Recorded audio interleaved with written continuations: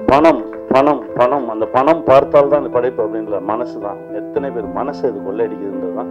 இதை நோக்கி தான் நகர்ந்துட்டு இருக்கோம். ஆனால் ஒரு நாள் வரும், கொஞ்சம் சத்தமா சொல்லி செல்லமா ஒரு அரைஞ்சு மனுஷனா வாழ்றதுக்கான வழியை போட்டு கொடுக்கிற எளிய மனிதர். ஒரு வெற்றி இயக்குனரா சின்ன திரையில இருந்தாரு. அதற்கு பிறகு திரைப்படங்கள் போய் இயக்க ஆரம்பிச்சாரு.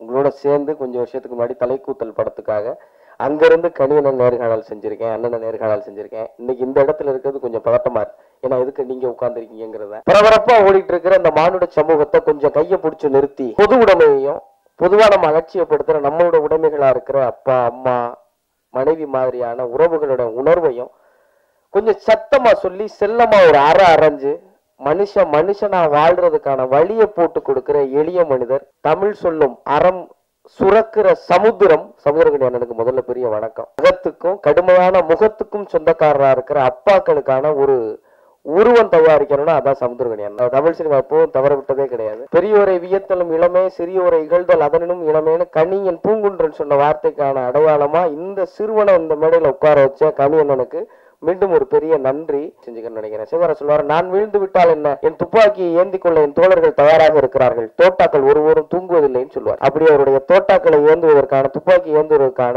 இயக்குநர்களை தொடர்ந்து உருவாக்கிட்டே இருக்கிற இந்த சமுதிரம் என்றும் வற்றாது என்ற பெரிய நம்பிக்கையோடு தமிழ் சினிமா என்றும் வாழும். தமிழ் சினிமா நம்பி வந்த எல்லோரும் நிச்சயம் வாழ்வோம் அப்படிங்கிற நம்பிக்கையை தொடர்ந்து கொடுக்குறவங்க எல்லாருக்கும் நன்றி. பத்திரிகை அன்பர்கள், அதாவது எல்லா ஃபார்மேட்லயும் mainstream media, digital media எல்லாருக்கும் வணக்கம். என் குருநாதர் சமுத்திரகனி சார், அவருடைய முதல் அவர் இயக்குன ஒரு சின்ன திரை சீரியல் தான் நான் நடிக்க ஆரம்பித்தேன். ஸோ அப்போலேருந்து நான் அவரை பார்த்துட்டு இருக்கேன். ஸோ ஒரு வெற்றி இயக்குனரா சின்ன திரையில் இருந்தார்.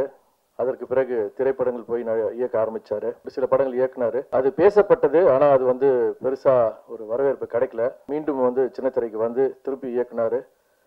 அதுக்கப்புறமா திரும்பவும் இல்லை, எனக்கு பெரிய ஒரு விஷயத்து இருக்கு, நான் அதை நோக்கி போகணும்னு சொல்லிட்டு அதுக்காக ஃபேமிலி கிட்டலாம் சொல்லிட்டு, உனக்கு என்னம்மா பணத்துக்கு எந்த குறைச்சலும் இல்லைம்மா பார்த்துக்கிறோமா அப்படின்னு சொல்லி வீட்டில் ஒய்ஃப் கிட்ட கூட சொல்லிட்டு திரும்பவும் சினிமாவுக்கு போறாரு. ஆனால் அந்த முறை ஒரு அசோசியேட் டைரக்டரா போனாரு. அதுக்கப்புறமா பொறுமையா ஒரு படமா இயக்கி அதுக்கப்புறமா ஒரு பெரிய நடிகரா மாறினாரு. அப்பவும் அவர் எங்கேயுமே நிக்கவே இல்லை. எப்பவுமே ஓடிக்கிட்டே இருக்கணும்டா, வாழ்க்கையில் நம்ம சாதிக்க வேண்டிய விஷயங்கள் நிறைய இருக்கு அப்படின்னு எப்பவுமே சொல்லிக்கிட்டே இருப்பாரு. அதையும் தாண்டி அவர் எப்பவுமே என்கிட்ட சொல்ற ஒரு விஷயம் என்னன்னா, குடும்பத்துக்கு வேண்டியது செஞ்சிடணும்டா. ஆனா அதை தாண்டி ரிலாக்ஸ் ஆகிற கட்டத்துல நம்ம திரும்பி பார்க்கும் போது நம்ம என்ன படைச்சோம், நம்ம என்ன பண்ணிருக்கோம், என்ன சாதிச்சிருக்கோம், இந்த சொசைட்டிக்காக நம்ம என்ன கொடுத்துருக்கோம் அப்படின்னு நம்ம திரும்பி பார்க்கும் போது நம்ம பேர் சொல்ற மாதிரி ஒரு 20 படைப்புகளாக இருக்கணும் அப்படின்னு அவர் எப்பவுமே சொல்லிக்கிட்டே இருப்பாரு. அது ஒரு உண்மையான விஷயம் கூட. இன்னைக்கு இங்க இருக்கக்கூடிய இயக்குநர்கள் அதுக்கு பெரிய சாட்சி. அவ்வளோ அழகான படைப்புகளை கொடுத்த இயக்குநர்கள் இன்னைக்கு சனி சாருக்காக வந்திருக்காங்கன்னா அது அவர் மேல வச்சிருக்கிற அது ஒரு அந்த அளவு கடந்த ஒரு பாசம், மரியாதை மற்றும் அவருக்கு இவங்க கொடுக்குற ஒரு அங்கீகாரம் தான் நான் நினைக்கிறேன். ஸோ அப்படிப்பட்ட அந்த படைப்புகள்ல கண்டிப்பா ராகவமும் கண்டிப்பா சேரும்ன்ற நம்பிக்கை எனக்கு இருக்கு. இப்ப சொன்னாரு, அதாவது தன் பிள்ளைகளுக்கு தாண்டி ஒரு மகனா என்ன அவர் பாதிச்சு அவர் அங்கீகாரம் கொடுத்துருக்காரு. உண்மையில ரொம்ப சந்தோஷமா இருக்கு. அதையும் தாண்டி நம்ம இயக்குனர் தன்ராஜும் அது வார்த்தையை சொல்லியிருக்காரு. ஸோ உண்மையிலேயே அது நல்லாவே பொருந்தது. ஸோ இந்த கதை எப்படி இருக்க போகுதுன்றது ஒரு தந்தைக்கும் மகனுக்குமான இருக்க ஒரு அற்புதமான உணர்வு. அதை ஒரு அழகான படைப்பாக வெளியே கொண்டு வர போறாங்க. ஸோ எல்லாரும் போல நானும் காத்திருக்கிறேன். நானும் ஒரு தந்தை தான். என் மகனுக்கும் எனக்கும் ஒரு கண்டிப்பான ரிலேஷன்ஷிப் அந்த பர்டிகுலர் ஏஜ் குரூப்ல எப்படி இருக்குன்றதை நானும் பார்க்கணுன்றதுல ரொம்ப அவரோட காத்துக்கிட்டு இருக்கேன். ஸோ இந்த படம் ஒரு அருமையான வெற்றி பெற வாழ்த்துக்கள். பிருத்வி ஒரு அருமையான ப்ரொடியூசர் ஃப்ரம் துபாய். ஸோ மென்மேலும் நீங்கள் அற்புதமான படங்கள் இயக்கணும், தயாரிக்கணும்.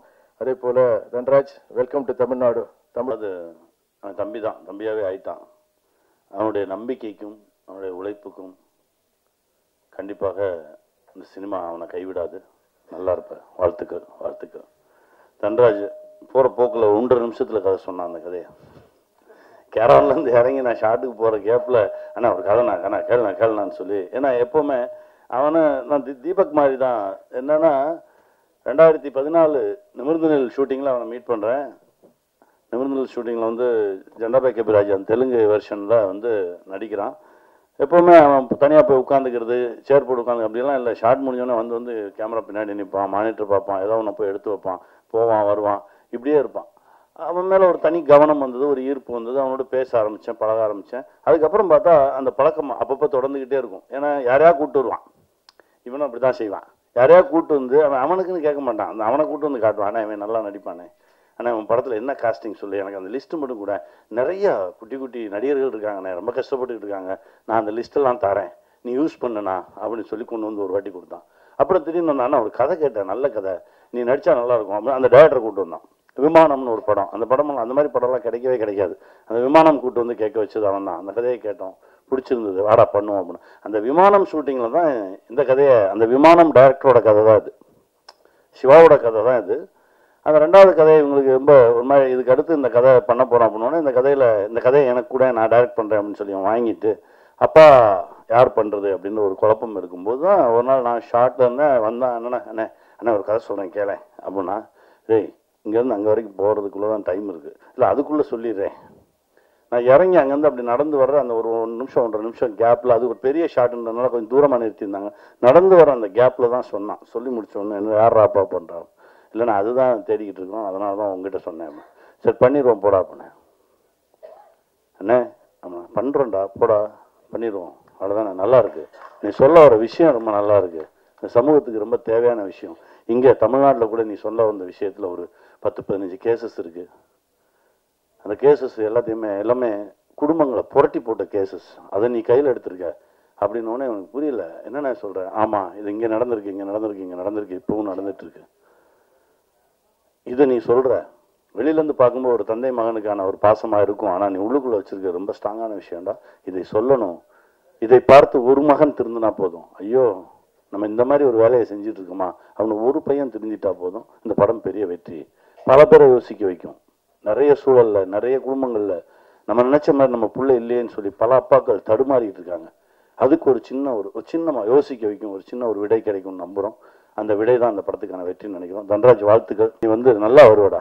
ஏன்னா முதல் படம் மாதிரியே பண்ணல, அவனுடைய ஒரு 100 படத்தில் நடித்தா கூட 100 படத்துலையும் இந்த வேலையை தான் பார்த்துருக்கேன். எல்லா டைரக்டர் பின்னாடியும் போய் அங்கங்கே அந்த எல்லாம் இவன் கற்றுக்கிட்ட மொத்தத்தையுமே ரொம்ப அசால்ட்டாக ஹேண்டில் பண்ணான் டைரக்ட் பண்ணும்போது. எனக்கு ரொம்ப பிடிச்சிருந்தது.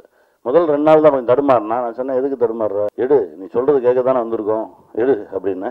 அதுக்கப்புறம் அசால்ட்டாக அழகா ரொம்ப குழப்பமே இல்லாமல் ஹேண்டில் பண்ணான். நல்ல டைரக்டராக வருவேன். வாழ்த்துக்கள், இன்னும் நிறைய படைப்புகள் கிடைக்கும். வாழ்த்துக்கள்.